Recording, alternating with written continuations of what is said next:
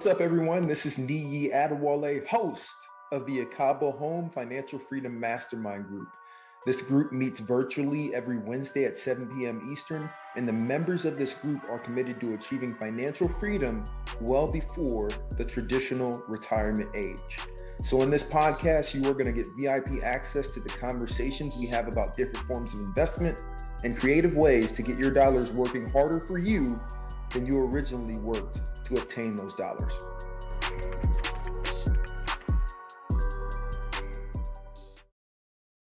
How are you doing, man? I know it was kind of fast and the furious with, getting the team up and running, and then you were looking at the real estate piece, but then you're also working through the wedding piece. So how are you holding up? Yeah, thanks, man. I'm doing good. Real estate is coming more and more into the picture because wedding funds are, having a good year, probably going to close out the year pretty strong. So think I should have plenty of money for the wedding and then have some additional left over. So I'm actually doing one of those VUL policies I was talking about previously to hopefully turn that into like a living trust at some point and build out some generational wealth, or use that to fund future real estate purchases just from borrowing money from that and whatnot. So I'll be stashing some money in there since I can't really use a Roth IRA anymore. So that'll add a nice little tax wrapper to those funds, and I'll be able to borrow against them. So, and then got to get a home equity line of credit, and I might use that HELOC to get that next property, as long as I can have the rental income or Airbnb income pay for the mortgage and the HELOC, even if it's at a higher interest rate, hopefully get a lower price point, and then just refinance in a couple of years as rates go back down, but be paying down that debt and leverage, have some leverage in there. See, what you just mentioned is the key, and not many people are thinking that way. I'm definitely aligned with you. It's, hey, we have an opportunity right now with these high interest rates and being a buyer's market in the winter to go out there, negotiate, get a property under contract, right? And then once these interest rates level out or return to, 4.5 type of deal, just refinance. Yeah, you're not locked in forever. I mean, change it out. No, that's cool. Yeah, man. so I'm excited. Hopefully that's what I'm going to be looking to do in December, January, start looking. So if you're licensed in Philly or PA, let me know. I'll send you the properties that we're looking at and stuff. Hey, come on now. I unfortunately am not, but if you're looking for an investor-friendly agent, I do have a couple of people I can recommend for you up in Philly and PA area. So we can definitely chop it up on that piece and kind of get it going from there. Cool. That sounds great. Yeah. We like our realtor, but never opposed to meeting someone that you think is going to do a bang up job from your recommendation. Absolutely. Absolutely. No, I'm happy to hear it, man. And Paul, welcome back. Sorry about that. So we were talking about the price range and kind of what you can expect around Atlanta. And the thing about ATL, I think we talked about at the top, there's a lot of demand for housing in general, right? When you look at just the top 10 cities around the country that people are moving to, this is going to appear in most of those lists. And for good reason, it's going to be sustained for a while, right? Microsoft, as we talked about, just put their 94-acre East Coast headquarters in Atlanta. It's actually going to be in the 30318 Grove Park neighborhood. And they're going to be building that over the next 3 to 5 years and investing out that way. So a lot of flips are happening out there right now. I can tell you that Nike put their tech hub here earlier this year. And I actually know a couple of people that got hired on at Nike for working in that tech hub. And then also Airbnb, funny enough, put their East Coast headquarters in Atlanta. And there's just a lot of companies moving out here. I even know out west, like of Metro Atlanta, moving closer to like the Conyers, Covington area. PepsiCo is building out a whole nother facility where they're going to be, handling some more of their shipments and their distribution and things of that nature. So it's just all around, there's a lot of factors driving the prices up in Atlanta. And so we just got to look for those gems, right? And those one-offs that we can get into that make sense, would allow us to save on our expenses and get to the next property and the next one, because it's not going to get cheaper in my eyes. I think there's a pause right now because the interest rates went up super high really quick. But once it normalizes and people get used to it, I think it's going to be right back to business as usual out here. Yo, my Desmond, welcome back. How you doing, man? I'm doing well, man. How are you? How are you? Super good, super good. You know It's we're been a gonna ask couple of for weeks. update, man. How is it coming? When is the go live date? Man, that's the golden question, right? I can show you this is pretty much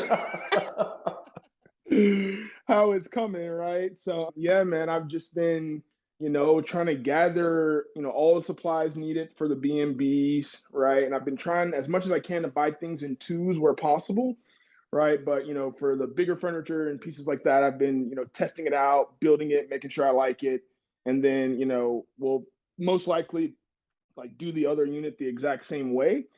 But yeah, man, I've just been, trying to get things ready, trying to get. I feel like every day there's at least one more thing I need to buy that I'm like, oh shit, like that'd be nice to have, right? Like that's a common thing in the house. And then also, I feel like in that same vein, it seems like every day, like the smallest repair, will come up. So, the inspection report super thorough, laid, a lot of details out, but I think just inevitably, right?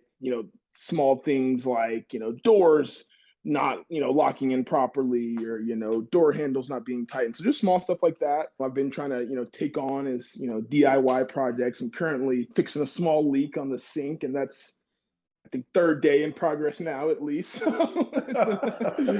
It's been a good learning experience. Watched a lot of YouTube videos. But yeah, man, it's been great, and I'm still shooting for November 15th to have the first B&B live. I think that we're on target for that ideally. I'm going with your recommendation for Turnify, right? And I'm linking up with Sean, and I'm gonna, get started with the onboarding with that soon, and have everything set up by the first day. Yeah, things are coming along. That's awesome, man. And I can see the energy, and I'm happy that you're Yeah. taking it day by day. Because literally, that's once you get it set up and you have the systems in place, and now that you got the cleaners kind of to eliminate that headache, it's Mhm. gonna be pretty smooth. And Mhm. these one bedrooms, man, especially in the area you're in, College Park, near the airport, where somebody, a Mhm. business traveler could get in, can go up to the city if they want to. I've seen these get booked out longer term too. Like I was just listening and kind of talking to a couple individuals about midterm rentals, like the Furnish Finder and things of that nature. And we just had somebody for one of our units. It's like a two-bedroom. They were staying in the house because they had like a fire in their house. So they booked it for 20 days, and obviously they didn't get everything fixed. And so now they've extended it through December 30th. They did that Oh, today. that's dope. Dude, it's a hell of a lot of money. I was like, That's awesome. whoa. Yeah. So it's once you get going, opportunities like that fall in your lap, and it just supercharges you. And it's like, hey, it was all worth it. So just keep Yeah. going, man. Yeah, exactly. Yeah, thanks. And that's what I'm hoping for too, that we can set it up in a way that it will attract folks to, be able to stay for a longer time, right? So I want to have like an ample kitchen, right? So if you do want to come in here for a month, you can like, get busy. You can cook a pizza, or you can, make a cake or whatever it might be. I've also wanted to focus on like having a, set workspace. So that's Mm, something I often seek out, working from home and being a developer. So yeah, I've been focusing on that piece as well. But yeah, man, that's definitely the hope, right? Like as much as I can, obviously I'll take the 1 days, the 2 days, the weeks, of course, right? I'll take anything I can get, especially starting out, right? But the goal for sure is to not necessarily move into a midterm space, but be open to having midterm folks come through. I think I'm going to look into having the listing on Furnished Finder, so that if a traveling nurse does want to come in for 3 months or so, she's completely able to do that. And yeah, yeah, that's the goal. So hopefully, folks will want to stay, for 3 months. I think like you're having. So hopefully, I have that luxury. We'll see. hey, come on now. Hey, nothing wrong with it. And I know Hmm. that Job is going to be moving into the space here. Desmond is about 15 or 20 days away from being fully in there. Job, did you have any questions? Let's go, man. That's awesome, dude. Questions? Sorry, I'm doing push-ups in between chats here. No, I mean, I'm excited. I've got capital. I think for me, and I think Desmond, you were talking about this last time I was on, was just like getting in there, getting it started. And same thing I always talk to clients about. It's like every year I talk to some people and it's the same thing, reason why they don't start. Once they start, it's not that scary. It's not that big of a deal. And they're glad they did. So pretty sure that's where I'm at with the real estate journey. Is like I know I want more. I know I'm going to buy it eventually. Why not start now and just make sure it's a good buy and something good long term to get back in that game. Yeah, Absolutely. definitely. Definitely. That's Absolutely. awesome. Yeah, And I've looked into bigger pockets a bit. I've looked into bigger Oops, pockets a sorry. bit. Looks like I'm getting that echo again. Oh, I think you got an echo on you. Again. Oh, I think you got an echo on you. Okay, come on. there we go. Is that better? Echo's gone. Yeah, we're good. Better. Cool. Echo's Um, gone. No. Cool. Oh no, it's not. No. Oh no, it's not. Okay, go for it. All right. So with bigger pockets, like I ordered one of their books, was playing around with their calculators, and I know Nee, you've talked about it. Like, is there a starting point with those, or like a book that you would recommend beginning with? I know there's a lot of information on that page now. There's so much, so much. And when it comes to what you're trying to do, which is the short-term rental, right? Mm-hmm. I would look at just the Airbnb calculator on there. So if you go on biggerpockets.com and you hit Mm-hmm. tools, it pulls down all the tools they have, and then it just says Airbnb. Click that, and it allows you to plug in any addresses of properties that you're looking at, plug in how many beds, baths, and it'll give you the annual average from AirDNA of what you could pull in. So it may say, hey, 36K annually is what you could pull in with this. That's 3K a month. Does that make sense? Okay, let's move forward. I found that across the 15 units that I manage with the team, they've been spot on plus or minus 5% with that number. So that's what I use to do like the high level analysis. And then after you get a house under contract, you can then dive deep and start really looking around the area. Hey, how much are some of these other Airbnbs pulling in? What do they look like? And kind of base yours off of those. The thing that you don't want to do that I find a lot of people do, similar to what you just said, is they will spend hours and hours trying to go deep on every single property. And it's like, dude, like by the time you finish your analysis, that property is going to be gone. And you got to start over again. So I like that Airbnb AirDNA calculator because it gives you high level information that's pretty accurate so that you can decide, oh, I want to move forward with this property. And then after that, once you get it under contract and you have that due diligence period where you can still walk away, that's when you dive deep. That's where you get your microscope out, you get your inspector out, all that stuff to make sure you really want to move forward. Gotcha. Yeah, love that. Yeah, and I'll just echo that too, right? Like Nee pointed me to that resource, and it was definitely helpful when I was like looking at properties and trying to understand, like, we passed up on a couple, partially because of the calculator where I was looking at the numbers, and I might have looked at just, not even, right? I wouldn't even really get on Airbnb at this point. I think now I've started to get into that mode, but when I was looking for properties, I was just pulling up the calculator, saying, okay, this is the projected income. If it was, in some way reasonable or, in some way decent, I would start to consider that property, right? But a lot of them, I was like, this just doesn't even make sense. And I found that was the case for, it seemed like, at least for me, a lot of the like duplexers or like single family homes with the in-laws that we were looking at because, my goal coming into this was like definitely to just get a property and, get my feet wet, but also as much as I was saying, as much as I could, and I was echoing this to me, was I was trying to have my rent be $0, right? Coming in. So after all my expenses, my goal was to, pay nothing and, ideally come out a little bit on top. So I was able to find it like the quadplex, like really gave me that option and really kind of allowed me flexibility to say, okay, like, if Airbnb is not really working out, okay, I can pivot to long-term rentals and I can have like multiple units bringing me that income, right? Instead of, and I think this is partially with me not having experience with like hosting Airbnbs and not, done it before, but I was a little nervous in, purchasing a duplex or a single family home with the in-law, in that I would have to rely on that single income source basically, to pay my mortgage. And a lot of times it had to be Airbnb for the numbers to work out. And that just kind of made me a little anxious.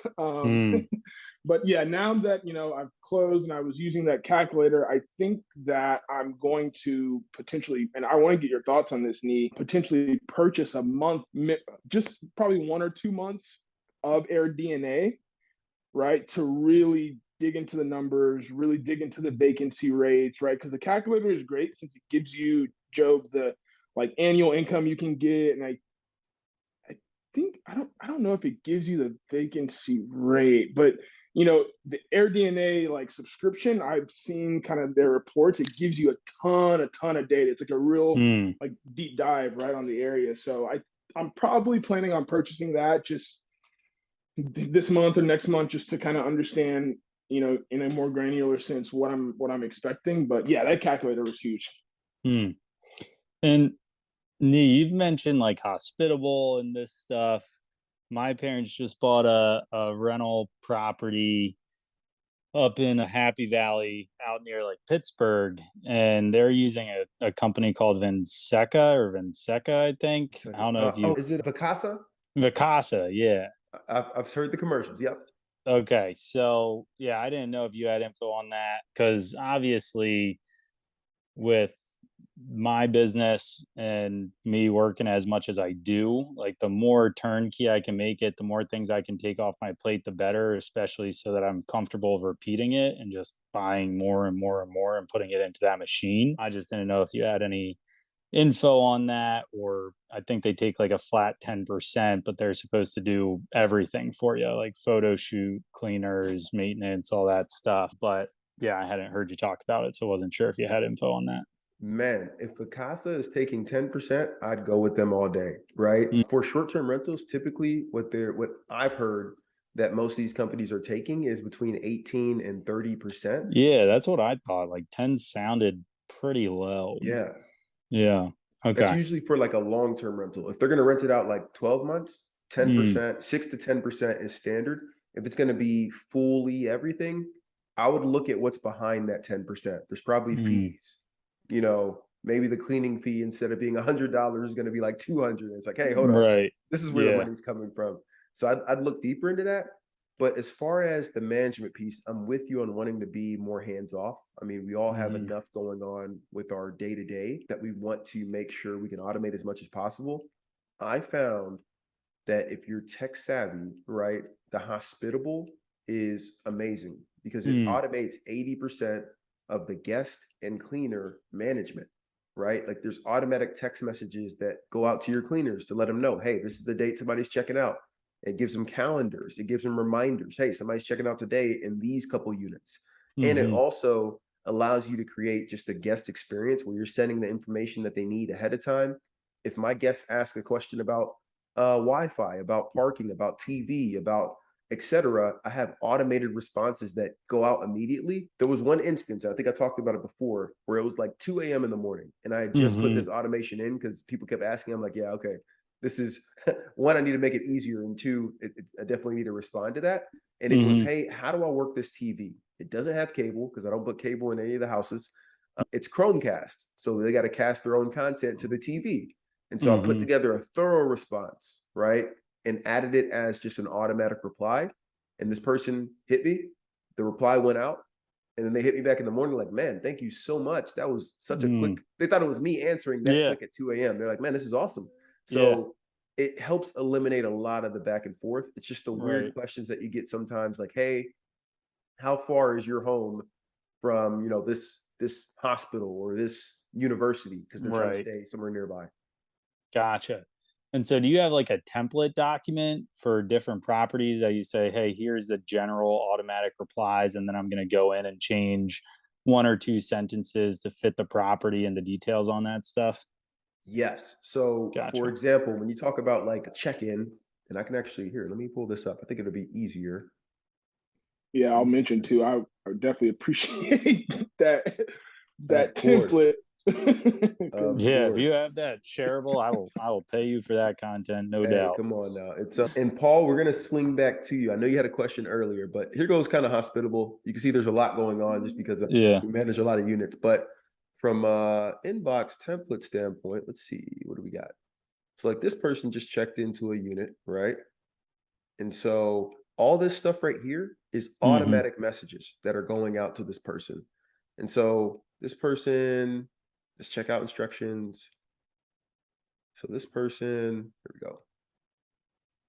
So once they book, we use the August lock. And so when somebody Mhm. books, it automatically gives them an access code for the time that they're going to be staying. And it deactivates as soon as they check out, right? Which is awesome.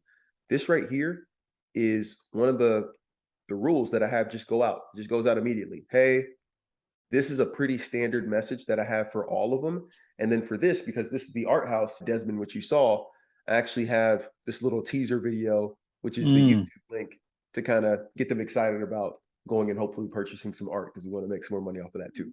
Yeah. but this is one of the messages I have automated. The next morning, highly recommend that you have, and we had like something going on with the lock. I think the door needed to be like tightened. So we sent our maintenance guy out there. But the next morning, there's always a message that says, hey, first morning, quick message to say good morning or hi. Do you have any questions? This will help you avoid a lot of issues because some people tend not to say anything if there's something going on with the property, right? But you don't want them to just let it go. You want them to say something so that you can address it and get a good review off of addressing it. For this house, I added this piece because it's 2 units. I just want to make sure they know where to park. But typically, I remove this piece and it just has, hey, good morning, quick message to say hi. Make sure all is well if you have any questions. And you'll usually get like a, hey, no questions so far or anything like that. I have a trash pickup one. I've got an extra night upsell. I've got a checkout message. There's like a lot that you can do with this. And it's pretty good. So while we're on this, right? So in terms of automation, right? Because I have my smart lock sitting on my door. I need to adjust it. My door's a little messed up too. But aside from the automatic check-in with the lock, right? The automatic messages that you're sending out with corresponding, and then the automation with the cleaners, right? To me, it seems like that's almost all the automation you need, right? I'm trying to understand, are there any other pieces, right, that you found where you're like, hey, it's good to have like, something in place for this? Those 3 are the main ones, right? Those 3 are the main ones, which is, hey, how can I get in? The messages so they know exactly what's going on. Like you're looking at right now, my checkout message that's sent to everybody, same thing. Hey, give us 5 stars. Hey, please don't leave everything. Cut all the stuff off, right? That type of deal. And then the cleaners is the most important part, right? So them being able to log into this app, they see a different version. They don't see what we see. They don't see income and stuff like that coming in. All they see is like their calendar, their tasks, and they get automatic text alerts. That was the real reason I switched over to Hospitable. I was managing 2 units at the time, and I was still doing it through Airbnb and VRBO, so it was fine. But there was a cleaning that adjusted because a guest like extended, and I dropped the ball on communicating with the cleaners. Hey guys, we're not cleaning today, we're cleaning the next day. So they showed up. They were pissed off that they drove all the way over here and then had to come back the next day. And I was like, crap, I should probably put a system in place. And so now, anytime somebody adjusts or anything happens, it automatically sends them an alert, updates their calendar, and they can see what's going on live way quicker than I can go out there and tell them. So to answer your question, I think those are the main pieces. And then also you want to have those cameras on the outside so that you can keep track of if anything, a violation is happening. Like if they have a bunch of people coming in and you're only allowed 2 people in the stay, you want to be able to have that documented. I'm glad you brought that up. Sorry, I'm asking a ton of questions, but I'm glad You're you good. brought that up too, right? Because I know on your shopping list, right, you had the Ring camera. And I looked into that and I saw that sometimes guests like I've heard that it can be like controversial for Airbnb, right? Where sometimes guests will like feel weird, like kind of watching them, and then like some guests might even cover up your doorbell because it's like sitting right there, right? So I pivoted off of the doorbell, and I want to hear your thoughts on this. Instead of having that, to having these bad boys down here, which are the Ring floodlights. Oh yeah. Right. Hey, Nee. Hey, Nee. Hey, Paul. This is Paul. Yeah, I'm gonna leave now. Okay. But I'll shout you back afterwards. I have to go to my appointment, but I'll shout you back afterwards. Definitely. All right, see you, man. All right. Okay. So I have those same ones, Desmond, and that's a-okay. The main piece is you want to have them in locations where you're going to be able to see the door, right? You need to be able to see all the both the doors. So you just need to put it in a location where you can see the door and then see the front if people are coming in. Exactly. Yeah, because I wanna have them set up around the whole building, right? Because one, for my peace of mind, I want to have like vision, right? Because I'm still, moving into Atlanta, figuring out stuff. But yeah, I want to have that vision, right? But then also, yeah, I want to make sure no one's breaking the rules, but I also don't want them to feel weird, like, oh, I'm watching y'all, like, Dude, I'm this is a here. security thing. So on Airbnb, they ask you if you have cameras, and they ask you to specify if it's inside or outside. Anybody that's been running B&Bs for any number of months or years is going to have cameras. We all do. Mm-hmm. I was actually just touring a house earlier today with a client who's going to be buying a single family with an in-law suite. We got her under contract, and he's buying it from somebody that's selling it fully furnished because they were an Airbnb host. They've been doing it for 9 years. And they had cameras everywhere, man. Cameras in the garage where guests are coming in. They had cameras all externally. They had the August lock, all this stuff. As long as you call it out in the little section where they ask you, and it's clear, they're like, hey, do you have, they say, hey, do you have any firearms on site? Do you have any cameras on site? You click that and it says external, internal, you're going to be fine. And most people do. Right. Okay, cool. Yeah, that's good to know. Yeah, because I think I'm going to go with this solution and I don't want to have them be too high or I can't freaking see, right? Since it's a 2-story building, but I need it to be low enough, or high enough to where someone can't grab it off the thing, but also low enough to where I can see and the floodlights come on. So I'm going to be figuring that out. But okay. Yeah. And you have the wire ones too, right? I do. Yeah. You got the wire ones, right? I got the wire ones. Yeah. And I've just been like, damn, man, I got to get these motherfuckers installed. No. It's so let me ask you this. So you said you spent 3 days doing fixing the plumbing piece, all right? At least. Are you open to having a professional electrician come in and knock it out in 2 hours? Oh no, absolutely not. The leak specifically, I'm emotionally invested. Right. So but for the cameras, the cameras. Yeah. So the cameras, I had thought about it. Right. I was on YouTube looking at the videos. Now, don't get me wrong. I was looking. The cameras are hard, man. I got a masonry drill. I just got to drill through the brick. But then I started thinking, I'm like, man, that's crazy for me to even consider that, dog. I barely am climbing up the ladder. So for me to think I'm going to go up there and drill through the brick, that's crazy. And I want to have it done right. Yeah. So, and I don't want to get electrocuted. So yeah, those pieces, and definitely I think most electrical work is going to be done by a professional, at least someone that calls themselves a professional. Yeah. Right. So yeah, that I've decided I can't do. That's the project I'm not willing to take up. Yeah. So do you have Wi-Fi on site? You got Wi-Fi on site now, right? I've got Wi-Fi on site. Yeah. Okay. And you can't hook them up directly to like your cable, can you? It has to be Wi-Fi, I think. It's got to be Wi-Fi. So you're probably going to need to get Wi-Fi in each of the units, just depending on how if it stretches. I don't know. You might want to go check that. And if it doesn't, you want to get like strong, because you're going to have a bunch of appliances attached to it, right? And you don't want it to slow down or get cut out. But I didn't even think about the cameras. But yeah, you're right. That's going to suck down the bandwidth. On a couple units. Yeah. But long story short, when you're ready to install the cameras, I have an electrician, awesome dude. He's actually pretty funny, but he's installed all my cameras. He did 4 at the art house. He did my personal house. He's done all the B&Bs. Every time I set it up, he's the guy I hit up, and he's pretty creative, and he knows exactly how to work around it.